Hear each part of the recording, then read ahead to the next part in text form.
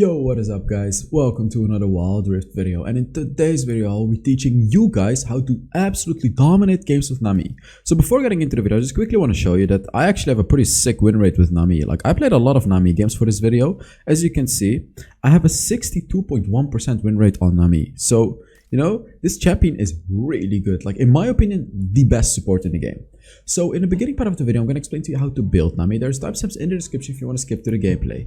Now, the build part is actually really important because I've tested out many different things. Now, let me tell you what is definitely the best, which is starting with an Archangel staff. So, I used to start with either Ardent Sensor or Harmonic Echo, one of these two items, because I thought, yeah, you know, it's just good. But let me tell you, Archangel staff. See, the thing about this item is, first of all, it gives you 25 ability haste, so you can spam your abilities. Secondly, it gives you unlimited mana. You can spam your abilities as much as you can. Third of all, when you get the Seraph's Embrace, you're gonna be getting a lot of bonus ability power. As it says, grants ability power equal to 3% of your max mana. So this is huge. It actually gives you a lot of ability power as well. It's like 100 ability power or something. So it's crazy. And on top of all of this, it also provides you with lifeline. Damage that puts you under 35% HP, consumes 15% of your current mana to make a shield. I mean, how broken is this item, guys? This is the best item that you can go on Nami by far. So you always start with the Seraph's Embrace. For your boots, you want to be going for Ionian Boots of Lucidity, and then here you go for Redemption. You know, Redemption just provides so much value, it's really insane. It's always going to be worth it. I mean, you can go lock it if the enemy has a lot of burst damage, but Redemption is just better. Now for your second item here, I really love Harmonic Echo because it works perfectly with your second ability. And then after Harmonic Echo, actually, so it depends. Here it depends, let me tell you. Generally, Rabadon is going to be the best item.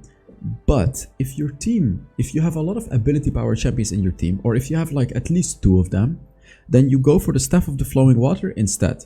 So the reason that Rabadon is actually way better on Nami is because Nami's passive gives your allies movement speed. Whenever you hit your allies with your abilities, they will get bonus movement speed, and the movement speed scales with your ability power. So when you get the Rabadon's Death Cap, you're going to be getting a lot of ability power, which gives them a lot of bonus movement speed, especially with your ultimate, really.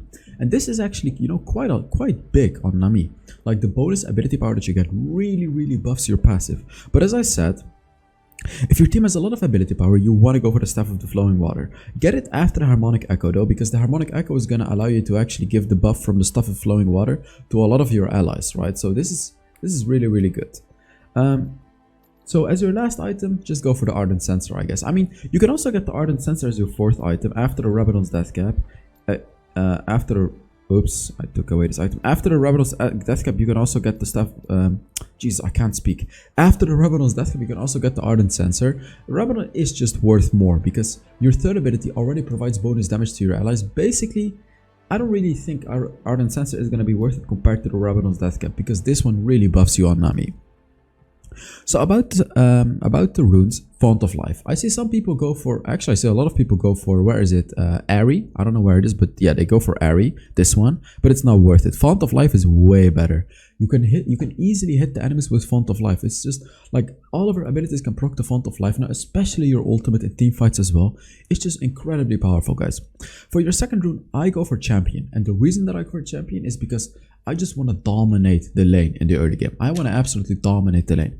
Weakness is definitely not bad either. You know, this is like a safe rune. But Champion is like, in the early game, your second ability especially, the amount of damage that you do is just insane, really. So I go for Champion, but you can also go for Weakness. And for your third rune, I like to go for Loyalty. Because loyalty is just really nice to have in the lane. Like, this combination of runes is really going to allow you to dominate the lane, because you and your ally are going to be getting a lot of bonus defense, especially in the early game. Now for my 4th rune, I go for Hunter Genius because, you know, you can really spam your abilities with the Hunter Genius. It's really good. On top of all the abilities you have already, Hunter Genius is going to be like the super overkill of abilities. It's really powerful. You don't need the Mana Flow Band because you already have Seraph's Embrace. And for your spells, Flash, and then you can either go for Exhaust or Heal. So that was it about the build. Let's now get into the gameplay. Alright, on to the gameplay. And as you can see, I am playing with the top 1 Lee Sin and the top 1 Ezreal. So that means that the enemies are pretty good too, right? I mean, we had pretty high ranked people, but I'm playing Nami, and let me just tell you, I'm actually really good at Nami, so this is gonna be a good video. Like, I got really good at Nami, and there's just so many things that you can do on Nami, which really makes the champion go from good to absolutely broken. So let me tell you the first thing, which is about the second ability. So you all know that the second ability bounces, right? Like when you throw it on an enemy and you're close to the enemy, it bounces to you and it heals you as well. Or when you throw it on yourself and goes to the enemy, it bounces. But it bounces twice actually. So I honestly never see people utilize the second bounce. Let me tell you how you utilize the second bounce. So the way that you do it is, the way that I really like to do it is when there is two enemies close to me, and I throw my second ability on the Corki. Then I let it jump to me, and then I let it jump to the Leona. Take a look at this. Boom, boom, boom. Just like that. See that? And that is gonna allow you to really out-trade the enemy. Like, you're gonna be dealing damage to the Corki, you're gonna heal yourself up, and then you're also gonna deal damage to the Leona. It's a really powerful combo, guys. By the way, you wanna start with the Sapphire Crystal to stack up your tier, by the way. So let's take a look at this. They dive us, but what do? I heal myself. Oh, I actually filled my second ability. It was fine though. But yeah, you know, I'm buffing my Ezreal with the third ability. I'm healing him with the second ability. I have my second ability again. And, you know, this is what you continuously can do. Just heal up your ally in the lane. And when you play Nami, by the way, you should definitely take some of the honey fruit. Definitely. Because you need mana. If you have mana, you can just heal your ally up. So it's fine. Yeah. And with Nami, you're really always going to win trades like this because of your second ability. And, okay, let me tell you something. When you reach level 3... you don't always have to take your first ability. Sometimes it could actually be good to not take your first ability and just upgrade your second ability again. Now you can do this if you feel like you're not gonna hit the first ability. Like if you're a beginner Nami, you should definitely skip the first ability when you reach level 3. Because the empowered second ability, when it's like, if you upgrade it early, it's gonna be a really big level 3 power spike. Really big. So, okay, another thing with Nami, yeah, when you reach the base, you want to spam your abilities, and the reason for that is to stack up the mana, the Sapphire Crystal. Just use them, look, boom, just like that, boom, like that, and boom, like that. See, you don't want to just stay in your base, just use your abilities randomly, because it's gonna stack up your Sapphire, or not, sorry, yeah, the mana thing, right?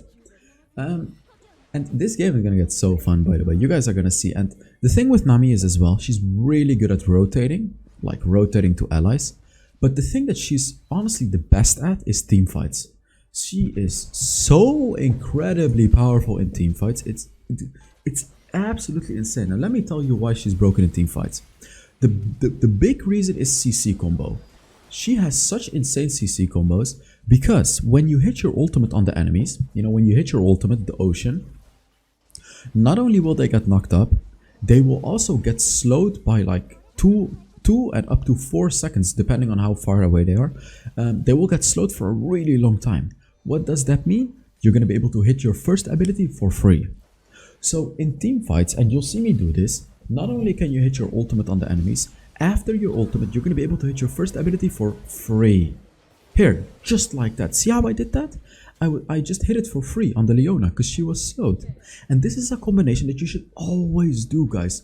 Don't just use your ultimate. Use your first ability after your ultimate as well. It's almost always going to be a free hit. It's literally almost always going to be a free hit. So just do it, guys. And here you can see Nami definitely has mana problems, and that's why you really need the Seraph's Embrace. Like, this is a must-buy item, you know? When I was playing Nami, I was experimenting with builds, of course, and when I built the Seraph's Embrace, I was already like, okay, this is it, you know, this is definitely it. I don't even need to try anything else. This is the best way to build Nami, by far. By far. It's not even close.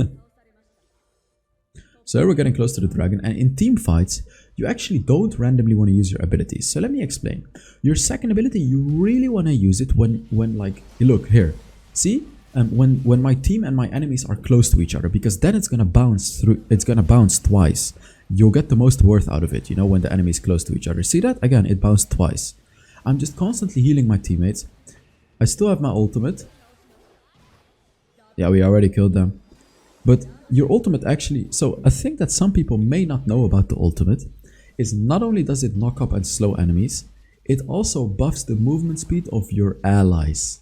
Yes, that's right, guys. So when you hit your allies with the ocean, you know, with your ultimate, you're gonna be buffing their movement speed as well. And the buff is like 3 times as strong as your normal buff, by the way. It's like, I think it's like 3 times as strong as your passive. It's really, really insane, guys. Here I'm gonna get my Seraph's Embrace, and this is where the real deal is gonna start. Here you're gonna be stacking up mana 15 at the time. Like whenever you use an ability, it's gonna give you 15 stacks.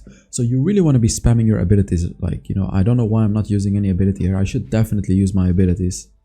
Yeah, I should have definitely used them here on my way to my allies. Pretty stupid.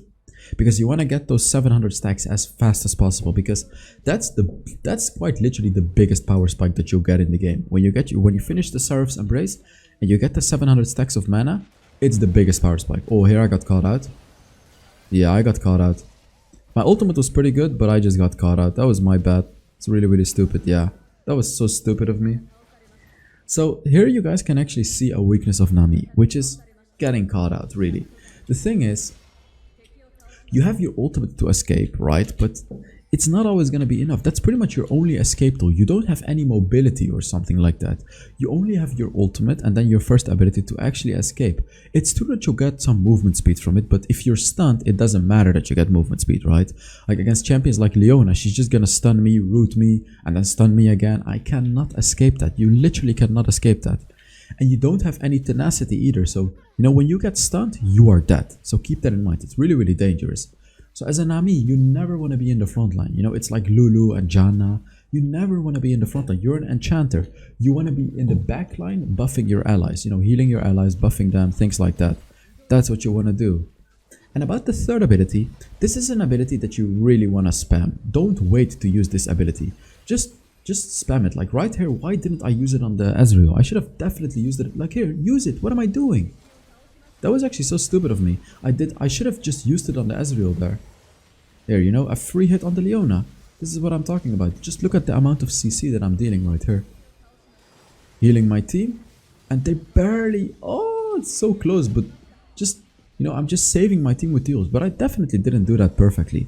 I should have used my third ability way faster in that fight. I should have just buffed the Ezreal. Because if I had done that, I would have gotten the ability again later on in the fight. So a lesson that I'm giving you guys right now is, you know, look at my mistakes. You really want to spam that third ability. And it's especially going to be good on ranged allies. Ranged. And the reason for that is because it doesn't matter on who you put it, it deals the same damage.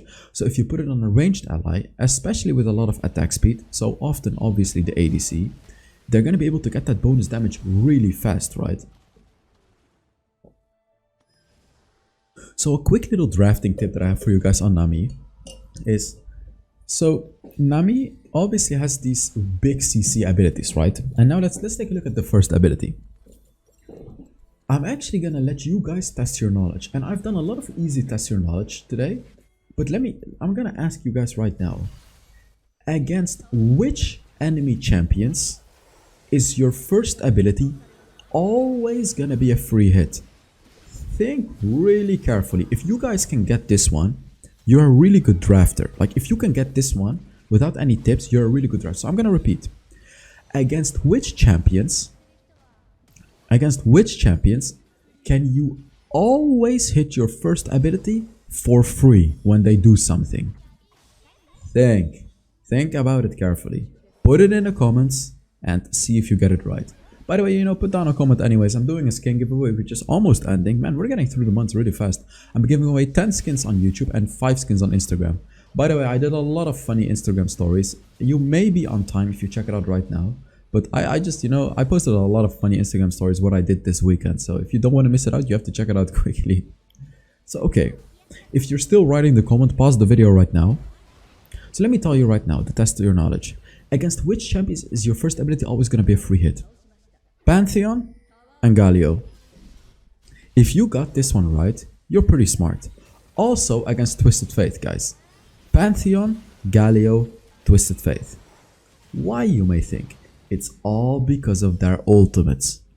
When Twisted Fate uses his ultimate, you can exactly see where he will land. When Pantheon uses his ultimate, you can exactly see where he lands. When Galio uses his ultimate, you can, yes, exactly see where he lands. Obviously, it's gonna be a free hit. You can just time it correctly and always hit your first ability on the enemy. Always. It's always gonna be a free hit. Literally.